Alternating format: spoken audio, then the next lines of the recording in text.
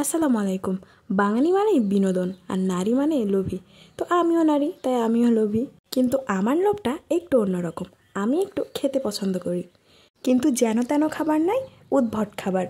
উদ্ভট কোনো খাবার দেখলেই আমার জিহ্বা এবং পাকস্থলী দুজনেই ভক্ষণ এবং হজম করার জন্য প্রস্তুত হয়ে যায়। তো ভক্ষণ এবং হজম করার জন্য প্রস্তুত হয়ে আজকে চলে এসেছি কমলার চা বানাতে। তো প্রথমে আমি একটি কমলা নিয়ে নিয়েছি ফ্রেশ দেখে, তারপর সেটাকে মাঝখান থেকে কেটে নিয়েছি। আঙ্গুলের সাহায্যে ধীরে ধীরে গোল করে খোসাটাকে ছাড়িয়ে নিয়েছি, যেন কাপের উপরে বসে। তারপরে কমলার অর্ধেক অংশ আমি একটি পাতিলে নিয়ে নিয়েছি, আর তার মধ্যে দিয়ে দিয়েছি চিনি এবং পানি। তো আমি 1 কাপ পরিমাণে পানি নিয়ে নিয়েছিলাম, যেহেতু আমি একা খাবো। তো তারপর আমি এটাকে ফুটতে দিয়েছি।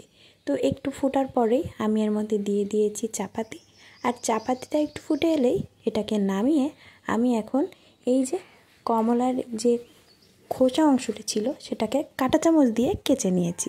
আর কেচে নেওয়ার পর কাপের উপরে এটাকে রেখে আমি ছেঁকে নিয়েছি। আর তারপর ওই যে আমার জিহ্বা ভক্ষণ করতে প্রস্তুতি নিয়ে নিয়েছে।